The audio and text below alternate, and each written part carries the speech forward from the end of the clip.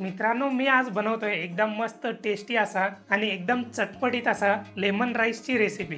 या lemon rice मध्ये लिंबाचा रस टाकल्यामुळे ना चवीला थोडासा आंबट लागतो, पण तरी टेस्ट एकदम भारी लागते। आणि साऊथ मध्ये तर एकदम फेमस असा राईसचा प्रकार आहे आणि खूप आवडीने खाल्ला जातो।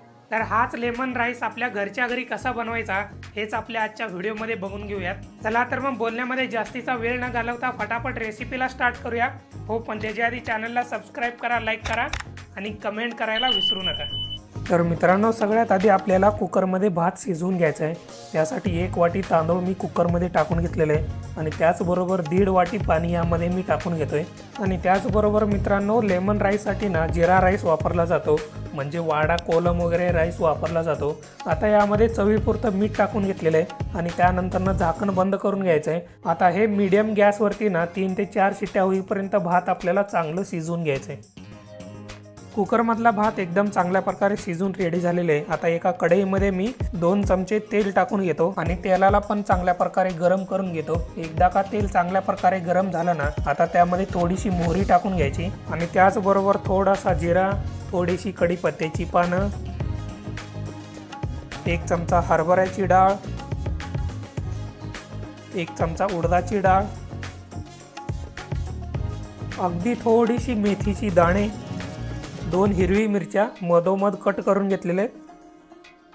हिरव्या मिरची बरोबर 1 वाळलेली आणि लाल मिरची टाकून घ्यायची आणि त्याचबरोबर सगळ्यात शेवटी थोडासा हिंग यामध्ये टाकून घ्यायचा आणि आता हे सगळं तेलामध्ये अगदी 2 मिनिटांसाठी चांगलं परतून घ्यायचं आहे।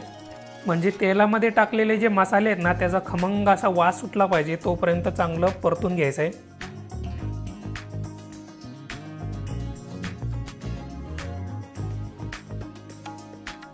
तेलामध्ये टाकलेल्या मसाल्यांचा तडका एकदम मस्तपैकी रेडी झालेला आहे।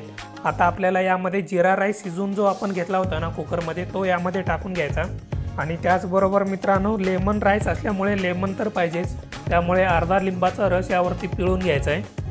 आणि आता मित्रांनो, मसाला आणि भाताबरोबर हा लिंबाचा रस चांगल्या प्रकारे मिक्स करून घ्यायचा आहे। म्हणजे लिंबाचा रस प्रत्येक भाताच्या दाण्याला लागला पाहिजे, अशा पद्धतीने चांगलं मिक्स करून घ्यायचं आहे।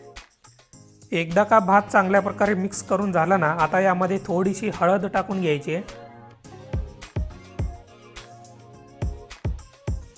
चवीपुरतं मीठ टाकून घ्यायचं आहे आणि त्याचबरोबर थोडीशी साखर यामध्ये टाकून घ्यायची आहे।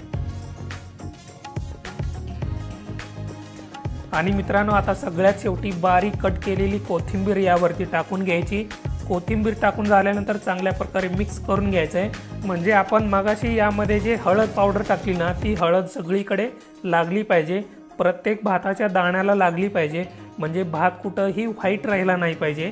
अशा पद्धतीने एकदम चांगल्या प्रकारे मिक्स करून घ्यायचं आहे। आता मित्रांनो, यावरती अगदी थोडंसं पाणी शिंपडून घ्यायचं। पाणी शिंपडून झाल्यानंतर झाकण लावून घ्यायचं आणि 2 मिनिटांसाठी भाताला चांगल्या प्रकारे वाफवून घ्यायचं आहे आणि गॅस जो आहे ना एकदम मंद आचेवरती ठेवायचा। तर मित्रांनो, तुम्ही इथं बघू शकता एकदम मस्तपैकी टेस्टी सुटसुटीत असा लेमन राईस आपला रेडी झालेला आहे। लेमन राईस बनवण्यासाठी जो राईस तुम्ही वापरता ना, तो जिरा राईस वापरा, म्हणजे शॉर्ट ग्रेन राईस वापरा।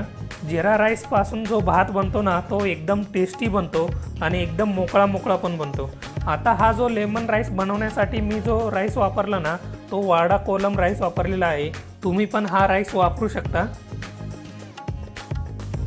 मग काय मित्रांनो, कसा झालाय लेमन राईस? एकदम मस्त झालं की नाही? चवीला एकदम मस्त झालेले आहे। यामध्ये लिंबाचा रस टाकल्यामुळे ना खायला थोडासा आंबट लागतो, पण तरी एकदम भारी लागतो। तर अशा प्रकारे तुम्ही पण तुमच्या घरी एकदा लेमन राईस नक्की ट्राय करा आणि मस्तपैकी एन्जॉय करा। चला तर मग जाता जाता रेसिपी आवडली असेल तर लाईक करा, कमेंट करा आणि सगळ्यात महत्त्वाचं मित्रांनो, चॅनलला सबस्क्राईब करायला विसरू नका।